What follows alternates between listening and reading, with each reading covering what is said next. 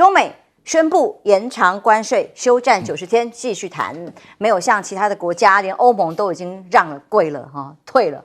何立峰的说法是，下一步要深化对话磋商，不断的争取更多的双赢结果。大陆虽然由国务院副总理这样宣布，是不是暂停24%啊？这些跟反制措施，现在可以直接延后90天再来谈就好啦，就事缓则圆。但美国财政部长贝森特非常有意思，他居然出来否认说，哎呦，这个恐怕你们中国大陆是太操之过急咯。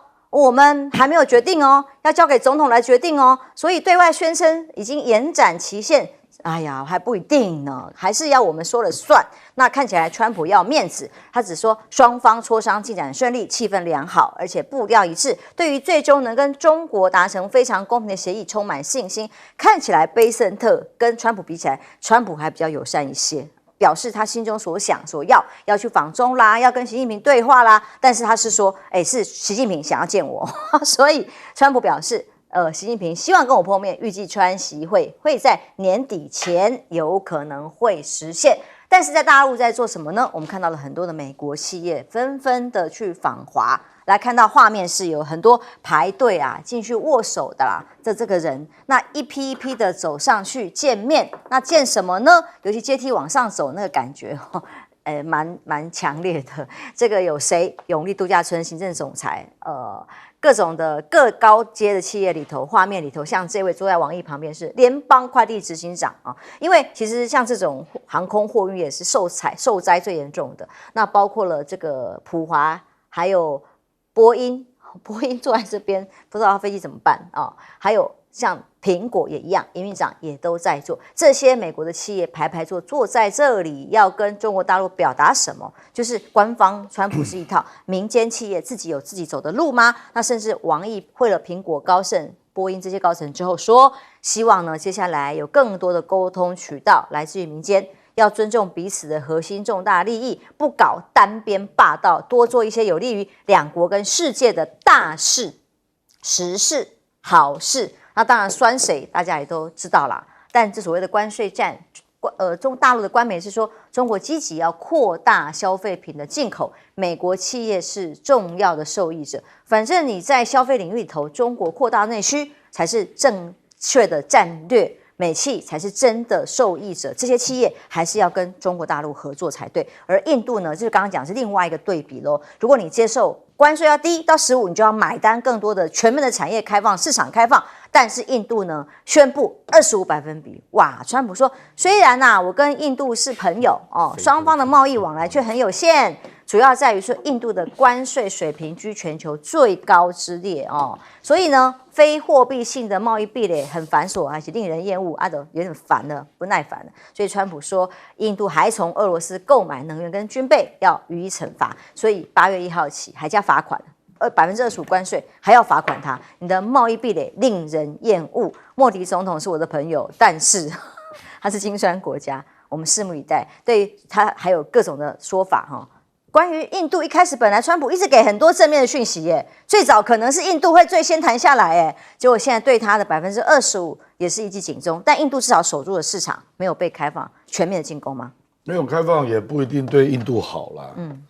事实上，印度本来4月2号是26，现在是25，差一趴。那另外一个国家就是菲律宾，菲律宾本来是20，最后是19。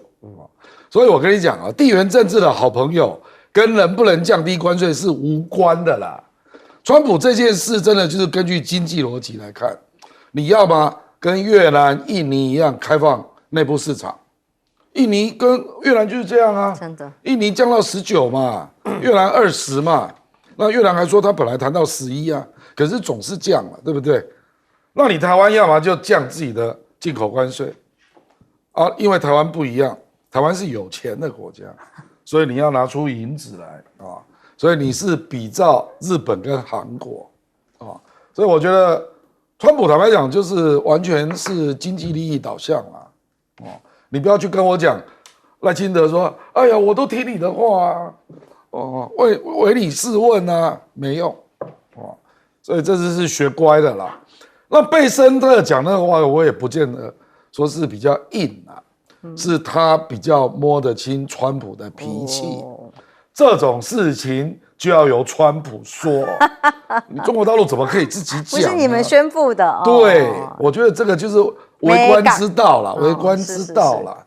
可是我认为中美应该是会有进展啦，因为双方都想把自己的经济弄好，而且川普现在跟中国闹着杠上了也没什么好处啊，因为中国也不太甩你啊，所以尤其是芬太尼这个在美国造成每年死个6万多人，这个问题真的是非解决不可，所以我认为这个会有进展，中国大陆应该会协助美国了啊，那其他方面就要看再进一步走吧，因为最后的大象都要由川普高峰会的时候当场宣布，应该是这样啦，所以我觉得他应该目前看起来是会有进展啦，是正向的。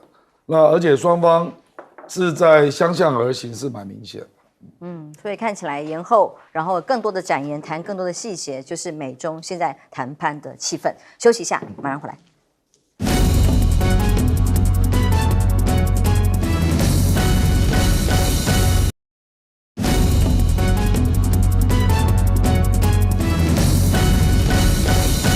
台湾关税命运如何？我们还不知道，究竟是日韩版还是印度版？那么到底关税有没有办法有机会降下来？洪庭，其实川普在这整个关税政策的这个里面给了全世界非常多人很多的启示，就是说他到底想做什么，跟他的目的到底是什么，还有他到底 care 些什么。那我觉得这里面刚亮哥讲到一个很重要的重点，就是你看我们过去讲说贸易依存被武器化了，结果在这件事情上面，你现在看印度，你现在看你现在看所谓菲律宾，然后你看我们，然后你看欧盟，然后你再看日本，连欧盟都让，然后你看日本跟韩国，我觉得除了贸易依存武器化，还有另外一个叫什么？你知道？叫民主同盟武器化，就是我是你的民主同盟，但是你居然跟我要更多，越好砍越凶，对不对？就是这个在一般来说，大家是很匪夷所思的。对，就是我们在政治上合作。在经济上、理论上应该要更好，互利才对。可是没想到我们现在在政治上合作，可是你跟我要的更多。那印度在这里面，我觉得他是最可怜的。为什么呢？因为所有人都知道，你看他特别提到什么？非货币性的贸易壁垒极为繁琐，令人厌恶。其实他讲的是什么？你知道？事实就这样。他讲的是印度的官僚体系。当然啦，因为印度有太多的邦，你看。以前我们有多少台商跑到印度去，包括什么东元啦、鸿海啦、对伟创啦，然后这些全部去都觉得说，印度是一个人口很大的市场，很好发展。可后来发现，印度各个邦它的整个法令的繁琐程度受不了了。那这是国内政治的问题啊。那你川普居然拿国内政治的东西来要求，所以你可以看到，就是说川普在这里面，我认为他真的是想要。他真的是一个完全不一样的美国人。这个美国人是什么？他告诉你说，对，没错，我是世界的警察，所以你们都要付保护费给我，因为你们我消耗了太多了。那以前可能是好，你们大家叫我一声老大，所以我帮你们出钱了。现在是就算你叫我老大，我还是要你叫阿爸也是一样，我还是要你出钱。但这个在国际政治上会引发什么样的角度呢？就是你看，其实国际政治也很简单，你把它当作跟帮派政治来看就好了嘛。今天假设一个黑道大哥突然对他的小弟说：“你们都是我造的，你们都是靠我啊，所以你们都要给我钱。”那这是很危险的。有什么讲道理吗？不用，没什么道理，道理就是我照你们，那这是很危险。所以这早晚会被小弟暗杀。那台湾，所以这里面让大家觉得几个部分会比较紧张的，就是说，第一，国际秩序会进入一个非常不稳定的这个状态，我觉得这是第一个。第二个就是说，川普他为了要他经济上的得利，他并没有在 care 他的盟友，他的盟友所遇到的困难，他的盟友所遇到的一些问题，他的盟友到底能不能解决，他都不 care， 不关他的事。所以这就回到你看，你想想看，当最大盟友叫加拿大，是，这就回到了我当初在提到的，就是你想想看，4月的审判日有没有？台湾其实股市跌了，解放日，台湾的股市跌乱七八糟，而我最后得到的一个结论是什么？还好我们有放连假，不然我们要比一般人再多跌我们要跟其他国家一样再多跌2天。那台湾如果再多跌2天，那整个系统性风险就发生了。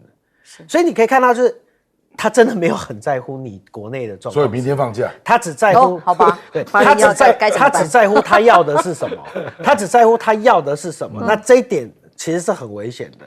所以你可以看到，在这个无限赛局里面，我相信25其实也不是底哦。其实最后大家都会想办法一起弄到15啦，只是你要再丢更多东西出来。所以当关税的谈判变成无限赛局的时候，你就可以看到中国现在的态度。其实我觉得他真的过去，因为他跟他打最久，所以他有认知到川普想要玩什么。不是，他也不是撑得住，他是说我在跟你拖时间，因为我知道你就是要跟我耗。好，我们休息一下，马上回来。中国大陆。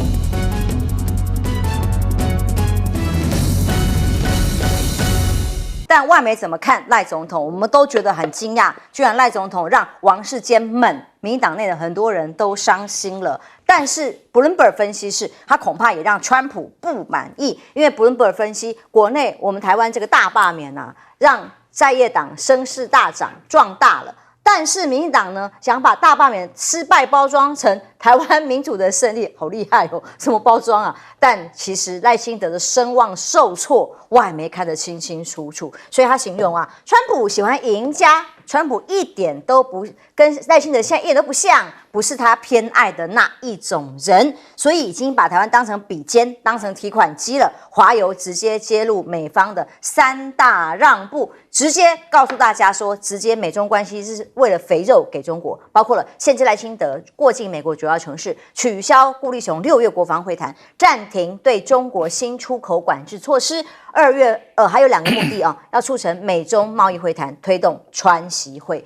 美中台关系不再有台，只有美中关系的时候，美国对台关税岌岌可危。今天的股市是非常的波动。Bloomberg 说，台湾关税争取跟日本一样15%，重点是15%以后要让什么啊？日本15%关税里投资5500亿美元给美国，美国收90%的获利，对美国开放汽车、稻米几乎全部开放了。那其实，在川普发文里，韩国也是哦，整个市场都要开放哦。可是，李在明出来说，没有，我们稻米啊、牛肉啊没有要开放，但川普说全部开放，而且他投资的3500亿美元呢，还是川普说由美国来决定要投资谁、运用哪里。看人口数比一比。在日本的人口是1245亿，要出这么多5500亿，还有韩国是5710万的人口，台湾它不是用人口算的。对啊，大家知道，我只是说这个比例上来讲，我们台湾到时候要被收多少呢？我们的预算数多少都要被拿掉了。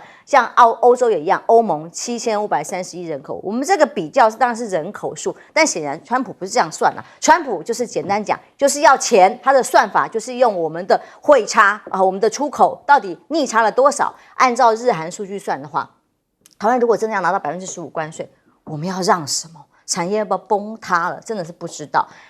美中正在谈判之际，央视特别突发，这个是错字啊，连发军事画面导弹。这个导弹画面是解放军全程的试射洲际导弹画面的画面公布了，我们可以透过画面看到啊，这个是在解放军的火箭军向太平洋相关公海发射导弹的隔1年，这是1年来第一次央视再度的披露解放军发射洲际导弹的画面。那么这个推测很可能是东风41号可以携带多达10枚的核弹头，那么还有射程可以高达1.4万公里，所以受到了国际间非常高的关注。央视播放的火箭是向太平洋深处发射的洲际弹道的画面，但是有一些比较特殊的画面，例如像精准的导引系统啦，某些特殊的技术装置，这些细节是被马赛克不告诉你，但他告诉你我们成功在这个地方做了一次试射。还有潜舰，它有一个演习。类似的这个管路模拟在深海潜舰出现管路破损的画面的时候，我们通过画面可以看到，可以全体在实验默契配合，如何成功处置险情。这也是央视7月31号公布的画面。还有包括了歼20中国的逆踪战机飞到了对马海峡，都飞完了，日韩2个国家都说毫不知情。引起了高度的热议。而这个画面呢，也当然对于所有的侦测系统逆中的成果也引起了关注。还有福建舰，几乎是在这些行动里全部一连串的进行。福建舰完成了甲板清理跟模型机的拆除。透过画面我们可以看到说，包括了将在8·1建军节正式服役的网友都在猜啊，到底福建舰正式服役是哪一天呢？是8·1建军节9月3号，还是抗战80周年胜利？无论如何，这些在秀肌肉的行动呢，跟美中对抗隐约多少也有一些较劲的意味。而美国海军呢 F-35却发生坠机的事件，在加州出现了巨大的黑烟狂冒飞行员成功逃生。发生什么事不知道，原因还在调查。但是有民众看到了，哇 ，F-35就这样莫名其妙就坠落在地面上。那么亮子哥，当我们在看最新的几个消息的时候，赖总统被川普抛弃了吗？台湾到底被抛弃了没？这等待最后关税的结果。我倒不觉得说他大罢免大失败会影响美国跟他的谈判而是他自己把筹码用光了我们举例如果台积电都在手里，对，这个时候要谈容易多了，因为美国就是要台积电去美国设6个厂嘛。那我们有算过，6个厂大概就是投资1650亿美元那这个就是一个很好的筹码然后你之前又派中油，又派潘孟安去阿拉斯加，承诺要投资150亿，你是要干什么你如果都留在手里这也150亿，然后加台积电1650亿，这样就1800亿了那你要川普到底最后跟台湾要多少？我本来听到了，我上个礼拜听到是3000亿了，结果今天媒体传4000亿，外媒是写4000亿，我知道那我坦白说了，我们台湾根本没有那样的钱他当然是根据你的对美国的贸易顺差739最高，然后根据你的外汇存底坦白讲，台湾的外汇存底5000多亿有90%已经买了美债，而且我们央行是有受限制的，它不能够投资风险资产，它只能够投资固定收益产品保证台湾人民的当然是这样因为那个是最后的要命钱对啊，对不对？像韩国答应3500亿，坦白讲，我也严重质疑啦，韩国哪有这种钱天价。除非他发行国债或者征税嘛，不然你哪里拿得出这种钱？韩国是负债国我们是有外汇存底的国家，我们跟日本是比较像的。可是问题是我们没有日本那么有钱我举一个数字你就知道，日本承诺5500亿的投资美金大概是日本1年预算的74%。我们台湾1年的总预算就是1000亿美金，如果是4000亿，等于是我们4年总预算，开什么玩笑这种钱我们怎么筹得出来？所以怪不得傅昆萁今天在讲说过去 WTO、ECFA 都要经过立法院同意你那个台美的关税协议，立法院要求要审，至少还留一个底气在可是我跟你讲这个问题国民党也要想清楚了。对你如果不同意，那川普那个人不会等你的，关税就砍下来了，你关税就到时候是谁的责任？你32%，那韩国现在已经日本都压到15%嘛，我跟你讲，他就用这个来施压你因为我们台湾出口到美国的产品跟韩国大概有60%是重叠的，韩国现在是15%，你怎么办？可是你真的拿不出4000亿你怎么拿得出来？除非你要用骗的嘛，像日本这样日本斥责亮正回去就立刻改口了，他说这个可能大部分都是政府的信用保证不一定是企业的投资斥责亮正就这样讲，对，然后他又说这个细节还没有出来，现在只有框架协议，没错，都说还要再谈。你认为台湾有这种底气跟美国讲这种话吗？尤其是已经习惯跪舔的赖清德，你站得起来吗？我严重怀疑而且还不要忘了，我们也已经答应美国国防预算要增加到 GDP 的5%， 5%一年就是1兆2000亿，相当于我们总预算的35%。所以我跟你讲，我坦白说了，我从来没有看过台湾有如此大的国难过了，这个真是超级大的国难。结果竟然不是来自中国大陆，是来自美国。因为我们总统还在搞823大罢免，所以这只有请金融学的专家徐荣庭来提供解方。其实日韩他们还有规避的做法哦，像那个所谓的投资，日本好了，他说我们熊本投资台积电的可能也可以算进去，然后韩国李在明他就准备要跟这个川普见面正式公布，他还讲我们主要还是在造船事业，因为美国在这一方面比较弱，1500，对我造船事3500里业面有1500是造跟你合作，那这个也算，那想办法凑这个数。但台湾我造船一定算了，一定算了。想办法要凑嘛，那就是自己本来也要发展的这个事业体，可是台湾呢就已经全被送出去了，它通通都不算了。洪庭，那我们怎么办？其实关税这个问题真的还蛮特别的哦，就是说从一开始我们就讲说关税是川普为了解决问题的手段嘛。那确实，我觉得这个手段还仍然存在。可是川普到底想要解决什么问题？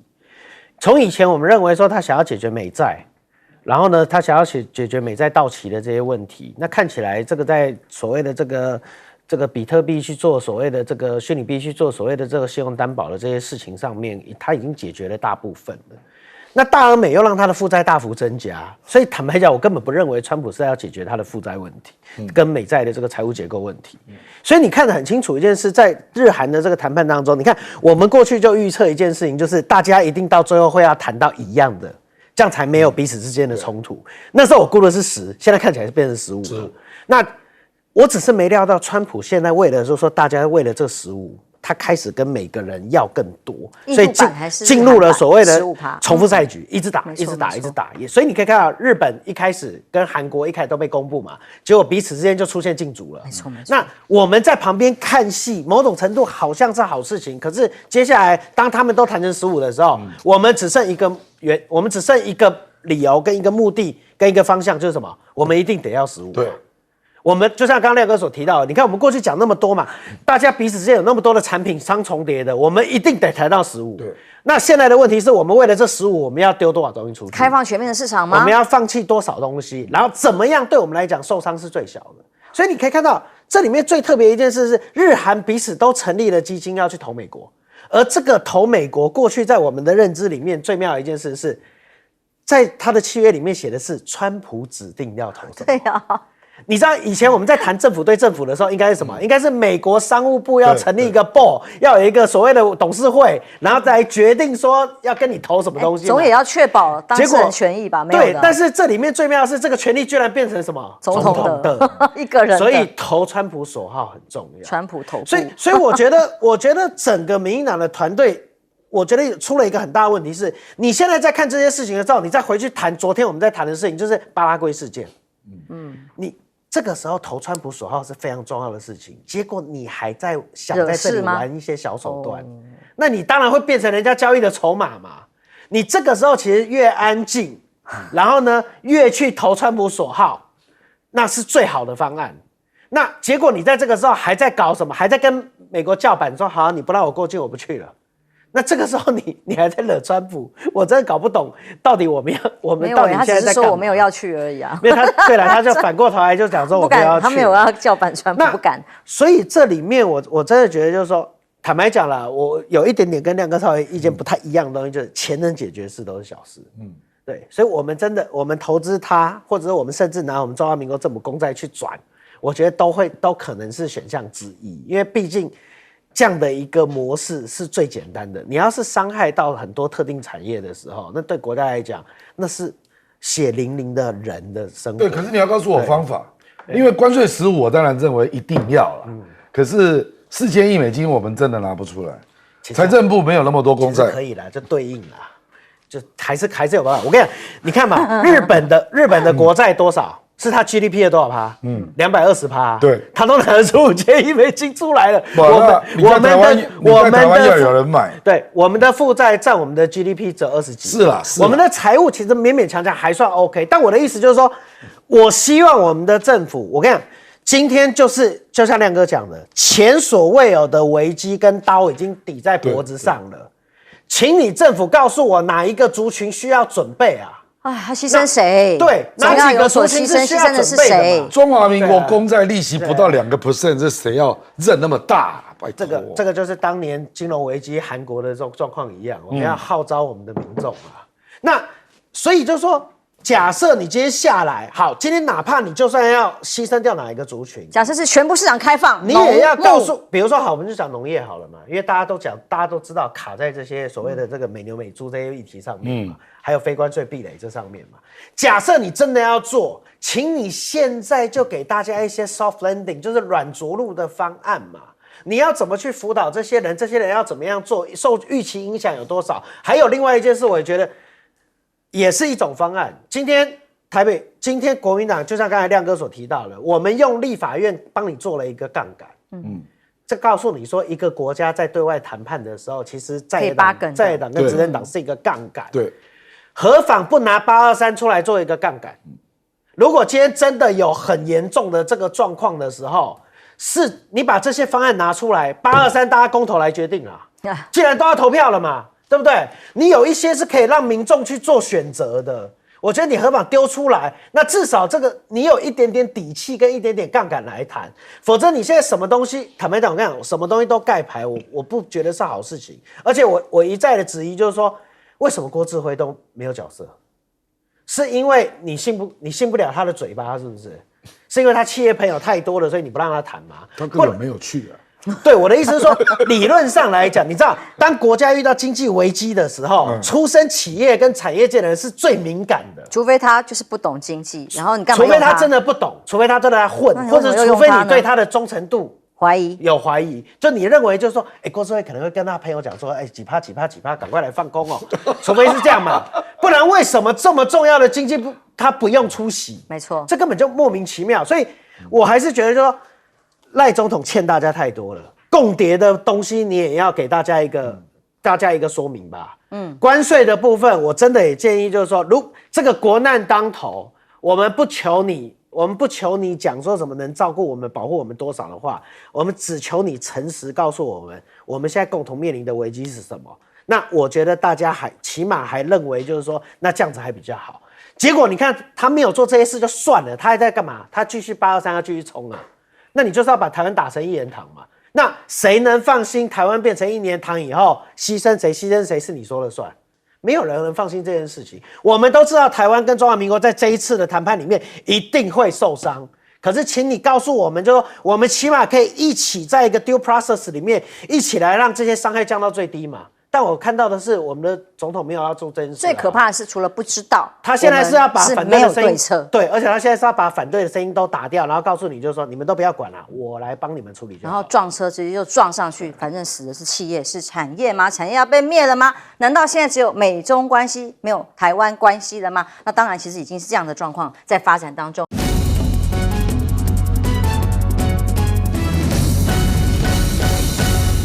观众朋友平安，欢迎收看 TBS 新闻大白话，我是王浅秋。大罢免大失败之后，对于赖总统来讲，他还是不认为是他的选民给他的期中考验没过关哦，他仍然认为要道歉的对象是民党支持者或者是公民团体，没有足够的让民党资源下放下去，好吧？那他自己不认为是这样，民调、民意、投票结果都还不认了的话，民调结果再帮他看一看。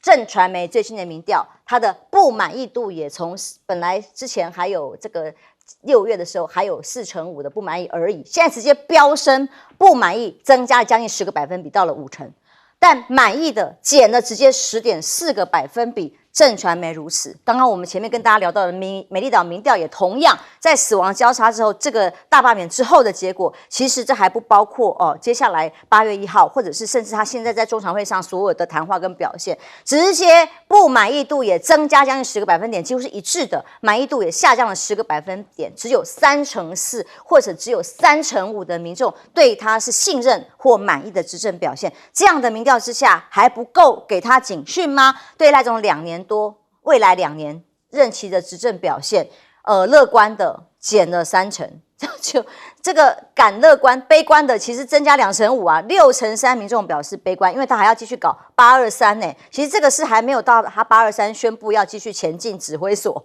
到823这一点的情况之下，他的悲观程度就已经有6%了，或者是支持他接下来2028可以连任吗？不支持的增加了17.9个百分点，高达了4%。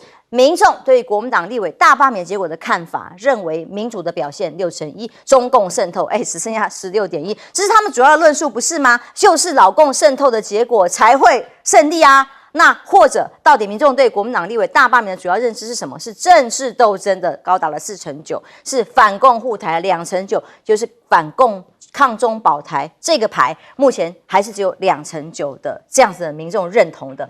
所以游盈隆，这是过去已经是赖总统最支持的好朋友了吧？那他的民调专家一度在选前一直告诉他说，民意是不支持的。但823还有赖总统仍然相信有机会可以拿下来。游盈隆怎么说？你就823还有7个立委要罢，现在是反正前面24个已经输了，但是我们再把7个是罢掉以后，我们还是可以51加7变58。这个 dream 会发生吗？823这个就是说的结果不要再期待奇迹出现了7-0现在就可以确定，这5个人得票。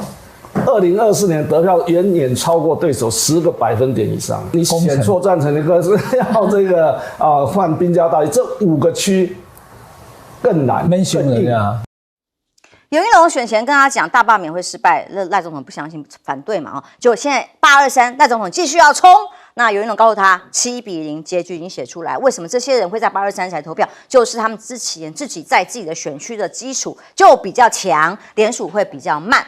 杨惠如过去是谢长廷基金会阵营的人，他放话，如果民进党823可以赢的话，终身不再评论政治，因为像曹新成、沈伯洋这些人大搞义和团，什么都幻想是阿公的阴谋，唯一的论述都是中国渗透，惨败还看不清楚民意，说要解决问题，结果他们自己就是大问题，连柯建铭都被他形容就是大败分、大战犯。但现在显然民党不认为，现在也没有检讨，只有一个秘书长下台了嘛？吴子嘉甚至大胆预言，我们刚刚讲这个叫做死当了吗？所有的民调结果，吴子嘉直接预言2028赖清德绝无胜算。所以他做这个调查，是不是要支持他连任呢？那如果不支持他连任的话，接下来民进党其他人群雄并起，是不是可以上来争取了呢？因为他说这一次呢，吴子嘉说把蓝白已经打到了团结一起。跟水泥一样的牢固，蓝白再也不会分裂了吗？中间选民小草跑掉了，全部跟蓝军在一起，现在就可以，他认为宣告赖清德2028落选了。但赖总统现在看起来仍然的这个歉意跟悲情，只有针对这个青鸟们侧翼啊，还有这些公民团体，他跟他们抱歉。但是现在府院对于1万块，他们如果认为是因为输在1万块大家像王一川讲的，台中人就是很爱钱所以普发现金1万元，政院拍板不复议咯。今天是最后一天，如果他不复议，也没有机会再复议。今天拍板不复议，只有说我们等另外适当的时机要再提出释宪，什么时候释宪？反正也不编预算，要等美国关税谈判确定之后，到时候如果真的跟4月的评估内容有落差的话，才会特别条例再送交立法院审议。所以他们的评估你还敢相信吗？他们评估是11席会被罢掉的。那现在说4月评估我们的这个关税到底是怎样？完全是没有办法黑箱没有办法掌握的情况之下，到底要迎来是什么样的结果？而林右昌是唯一一个在这次大罢免失败之后下台辞掉的秘书长，他因此宣布由何博文暂时代理，交付2个任务，就说去灾区协助人民复原还有在罢区就说这次说是新创的一个形容词叫做罢区嘛在罢区陪伴公民前行，走到最后1里路。2个。这个我们政治学有一种叫里程碑的事件里程碑的事件会大幅改变选民的认知比如说，为什么美丽岛跟震传媒的民调都跌幅这么深因为之前有一些人是不同意罢免的，可是因为那个外在的环境，你会怕嘛，你就不敢回答或者是因为几乎70%-80%都是认为大罢免一定大成功，那个表态率真的，所以你就会被压抑太大。那现在是全部都表态了啊。那还有一种是觉得被你骗了，就是他是同意大罢免大成功了，而且觉得稳赢啊。哦，你去想一想，连黄伟汉他还是参考民进党中央最后的数字就是7，他就讲7啊，不是吗？所以我觉得那黄伟汉就最典型的嘛，他就觉得他被骗了啊，所以他现在都在讲一些跟民进党害他选错边不太一样的，没有啦，这个也不是选错边啦，就是判断错误啦。就是上书大人很机灵呐。我的意思就是说啊，他现在开始怀疑民进党的数据了，他开始恢复，开始动他的真正的脑袋了。所以这个情况，而且刚刚我问戴利安呐，说正传媒跌幅没有你们深呢。他说因为他是728、729。他们是做到，他做到30哦，然后说又多了一个事件，是，柯建铭申请商标，对，又被人家曝光，对，没错。那你看今天又增加一个事件，曹新成说我哥就是被指派的，对啊，那你后来又，所以我跟你讲，这个事实越来越明朗，就让人家觉得你民进党这个党真是有够假啦，就明明就你干的，不承认啊，输了又不想负责啊，现在。又逼着必须要继续搞罢免，就你有点手鼠两端呐，你知道吧？我觉得我们的选民其实还是蛮单纯的，就觉得你不能这样搞政治了，道理嘛，根本没有人在扯什么他是不是中共同路人啊，是不是中共渗透成功啊，那个都是极少数人，就沈伯洋，所以他会放大嘛，然后曹新成，那罢团就跟着他讲嘛。可是根本就不是这样嘛，所以现在就大家就回到最素朴的想法了，就说你怎么可以不负责任？明明就你搞的，连那个柯建铭都去抢商标，对不对？而且坦白讲，柯建铭其实从头到尾是蛮一致的啦，他就直接说就是我在搞啊，那他只是在讲说赖清德知情嘛，对不对？中间还经过卓冠廷、洪建义。不小心都讲出来，是啊，他敢做敢当。对啊，我觉得像卓冠廷、洪建义这样的人，人家就会觉得说，好歹你诚实嘛。他话人家就会信任，对不对？那像赖总统为什么信任度这么低？我跟你讲，赖清德不敢相信他讲的话。我跟你讲哦，我以前也常常批评赖清德啦，我说你又斗鸡啦、昏君啦，他现在增加一个，这个很麻烦哦，说谎。对呀，信任怎么信任他讲的话？这个很麻烦哦。就这次又是连续2个事连在一起，你过境美国没成，结果你回来让外交部出来说我们没有计划。哦呦，所以不算被打脸。德州跟纽约州的侨宴名单都在侨了，你没有这个计划，那请问林佳龙去纽约去达拉斯干什么？他就是在联络侨宴嘛，希望传统基金会在纽约让赖清德去演讲嘛，你连这个都可以。不负责啦！我觉得台湾的老百姓最讨厌被骗，你没有担当啊！就是你怎么现在还在说谎啊？那大罢免，你一开始第一时间的反应是肯定公民团体不想负责任林右昌是自己跑出来辞职而不是党的决议那本来就不同意啊。对，那。你到底要不要有一个究责的讨论报告？目前也没看到。简单讲，就是你这个党到现在为止还不承认这件事就是你干的啦。我觉得这个会让很多人很讨厌。我觉得台湾人其实也是蛮简单的啦，你不要骗我嘛。你做错了，你可以反省再来。反正台湾的政党起起伏伏，大家都有机会嘛。就是这样嘛，可是我觉得他这次搞的实在太假了，而且他连失败都不承认，很像我考卷，我明明就是40分、50分，是啊，然后回家跟妈妈说我不承认，然后现在我没有不及格，而且现在变成是还让激进派出来把一些想要反省的人痛打，真的林左水也被打，王世坚也被打，是王一龙、王世坚也是。那王世坚算是民进党少数声望还比较好的立委，现在被痛打。所以我说你搞成这样子，我坦白说，就是回到阿扁2008那一场嘛，11扣被打啊，你打浅绿的，实际上到最后深绿也不会当选的，因为浅绿的有一些人就觉得，你们太过了吧，然后浅绿的也不会当选，因为深绿的被隔离，就这样啊，到最后就同归于尽，通通都落选啊，所以许荣廷干脆转到王世坚那一区选好了啊。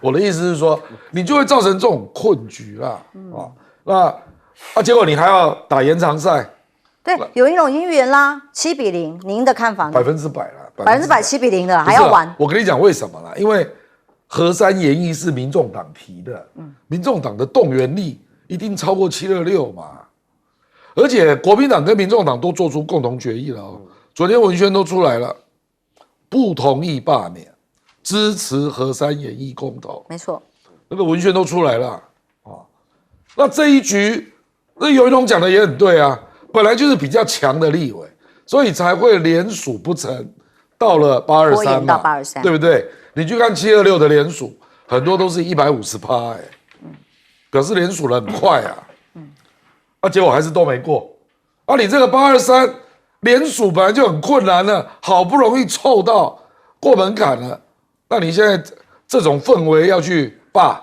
然后罢团跟民进党又不太同心那你叫一个区区的何博文怎么罩得住真的好难想象为什么他坚持823，你怎么罩得住？我觉得何博文有够可怜真的，救灾你也要管，罢免你也要管，拜托，何博文哪有这种3头6臂？当然啦，他代理秘书长必须这样做，可是我跟你讲，没有那个力量我跟你讲，罢团罢团1个礼拜之后就来跟你要钱的啦。罢团是很花钱的，罢免是很花钱的运动我跟你讲，为什么曹新成能够成为共主？因为各区域的罢团多多少少他都有捐钱嘛。非常花钱的啦，你到时候就知道。亮哥也觉得2028像吴子嘉讲的这个，他已经出吴子嘉那个局，绝无胜算，真的吗？我们台湾的政治我从来不去预言1年后的事了，还是有很多我变化。只预言一年内的事了，1年内的事了。我认为，如果台南市民进党也输掉，那赖清德就完蛋了。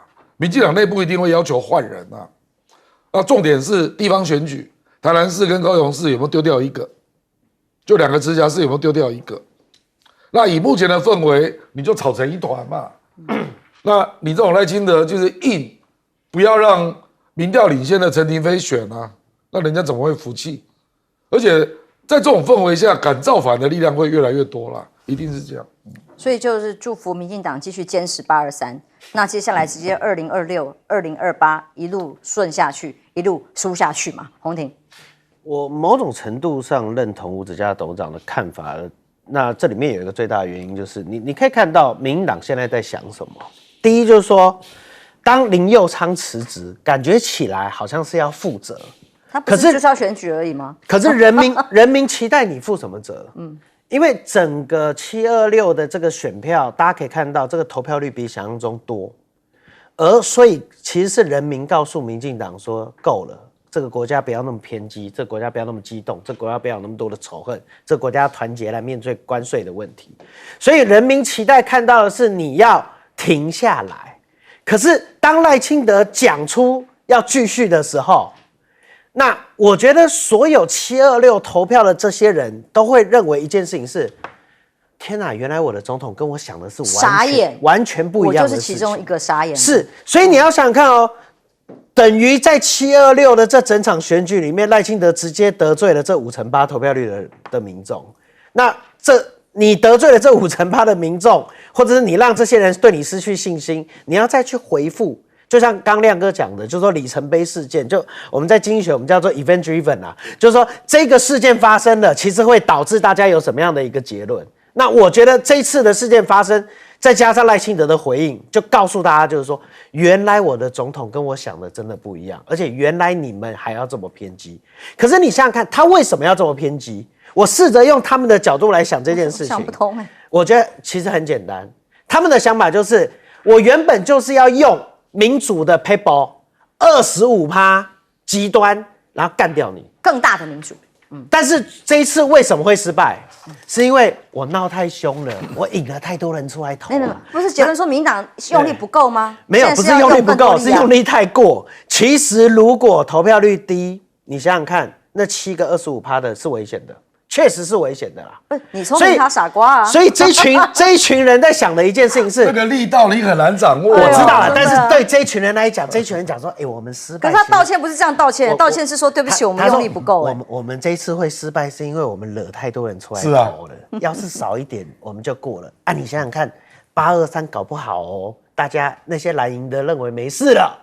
不动员了，对，然后搞不好我们还偷得过，你错了。我看这就是不是我不是错了，我是说，我昨天就看到罗宾才在站街头，不是我的意思，他傻瓜吗？想不通这些的，这就是民进党这群人现在想的，他们在想什么？他们在想的就是他们原本以为自己真的会赢啊，那真的是因为还好台湾的民众是不希望那么偏激，不希望那么激动的，所以为什么？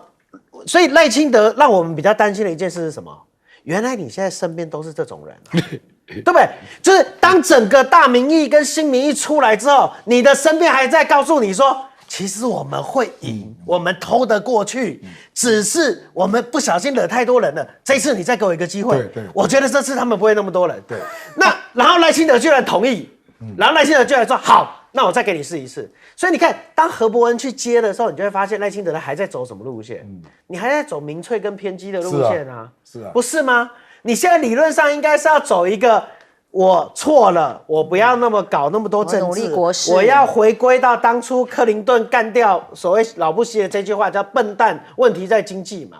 你现在如果把所有的问题全部放回所谓的这个关税，全部放回大家重视的这些点，你觉得赖清德他今天他只要道歉，其实我认为726真的还除了蓝白以外，真的蛮多浅绿的是看不下去的。那至少他可以把浅绿的拿回去。王世坚是当他面提案的，是啊，你看像王世坚这样的人嘛，所以拿去擦屁股吧你。所以我觉得今天赖清德回的这个东西，那为什么吴子嘉会做出这样的一个结论？很简单，因为他觉得你确实在告诉这一群浅绿的，甚至有所谓的这个检讨决心的这一群人，你在告诉他一件事，就是你还想投。你还想要搞到这种偏激，你还想要继续的玩这些政治游戏，你还想要继续搞少数罢免吗？其实就是这么简单而已啊。那坦白讲，对我们来讲，一则以喜，一则以忧啊。喜的是说，你如果继续再这样玩下去，有没有？对国民党来讲，或对蓝白来讲，或对非民进党来讲，支持度当然会变高啊。但忧的是什么？国家呀！你这种个性当总统，我跟你讲，我真的对国家安全没信心了。对，把台湾玩挂，对不对？搞残的，然后这样要挂掉为止。下一次如果被你玩到没有选举怎么办？就说怎么会有这么敢拼、这么敢赌、这么偏激的领导者？是这个才是我们担心的嘛。我们不希望我们的总统是这个样子啊。所以你可以看到，当外交、内政跟政治还选举都完成这样的时候，对这个国家真的不是好事。一定要有制约他的能力啦。真的，7月31号，我们现在倒数时间越来越近，我真的不知道我们8月1号的关税结果是什么。